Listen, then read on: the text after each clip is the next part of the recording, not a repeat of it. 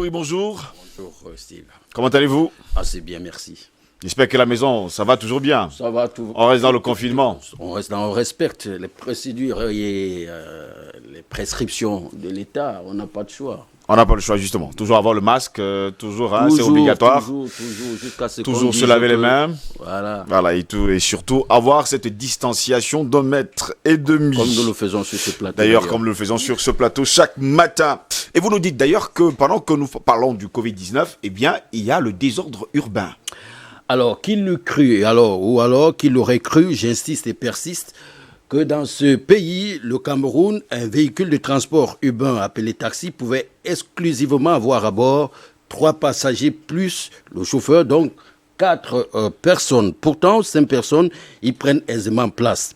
Le dictat des transporteurs, leur indolence et la passivité des usagers a fini par instaurer la surcharge. Alors, voir 6 personnes dans un véhicule en lieu et place de 5 n'avait jusqu'ici rien d'anormal, tout au contraire des normes requises.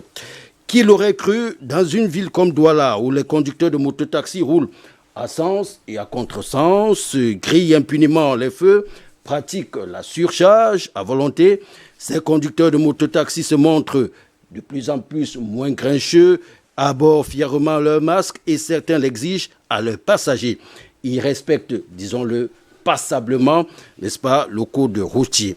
Qu'il aurait cru, mesdames, messieurs, et vous également, Steve, que dans nos marchés réputés pour leur insalubrité, l'incivisme des commerçants seront un jour, ces marchés, nettoyés de fond en comble et surtout ouvriraient à 9 heures pour fermer à 16 heures.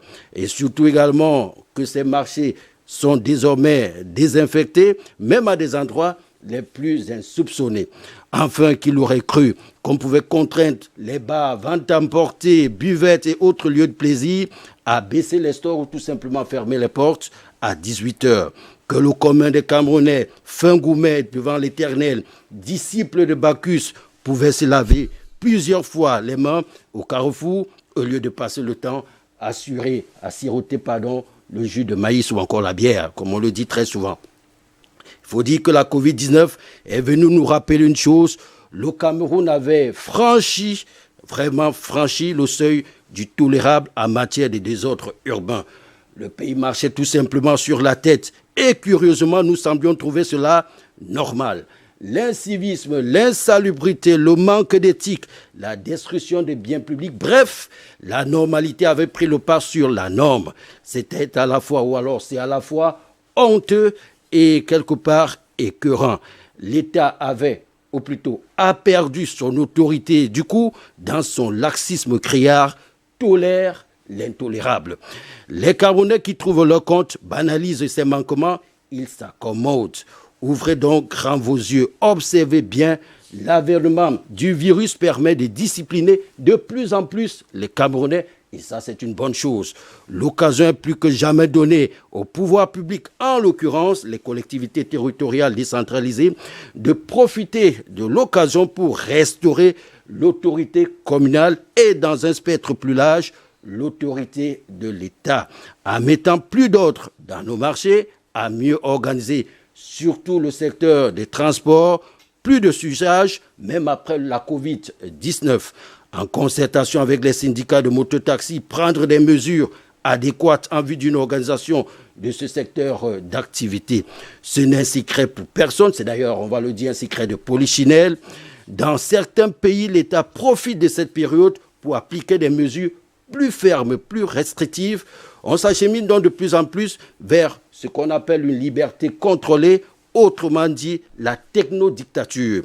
Le Cameroun ne doit pas être à marge de l'évolution du monde, rien qu'à partir du téléphone portable, on peut bien lutter contre le désordre urbain et toute autre chose. On peut justement lutter contre le désordre urbain, même si quelque part, c'est toujours la surcharge sur nos routes avec les motos-taximènes, et sans oublier les taximènes. C'est parce qu'il y a encore un petit laisser-aller, mais il y a le contrôle qui se pratique dans certains secteurs de Douala. À Yaoundé également, ce qui permet déjà à certains de comprendre que les choses doivent être prises au sérieux. Justement, les choses doivent être prises au sérieux. On espère tout simplement que les choses vont changer dans les autres avenirs quand même. Hein. Vous avez souligné pas mal de détails dans votre chronique ce matin. On commence à voir les mentalités changer quand même sur le sol camerounais. Il y a une évolution et c'est apprécié à sa juste valeur. Si seulement les Camerounais pouvaient davantage comprendre, ça serait une très très bonne chose. On se lave vraiment les mains aujourd'hui. On se lave vraiment les mains au lieu. On se couvre le nez, la bouche. Des gestes simples qui étaient, n'est-ce pas, il y a on ne surcharge plus trop. Les Camerounais ne veulent plus se surcharger. Bon, d'accord. On espère qu'on pourra les appliquer après la pandémie. Vivement que ça reste. En tout cas, on vous dit merci Hervé Moukouri d'avoir été là ce matin pour cette chronique qui nous dit tout simplement que les choses peuvent changer. Eh bien, il faut également être encore plus ferme, nous dit d'ailleurs Hervé Moukouri dans sa chronique ce matin. Mesdames, messieurs, en tout cas, nous allons continuer encore l'édition de DBS ce matin. Hervé, je vous dis merci. Merci et à demain. Et à demain, s'il plaît à Dieu.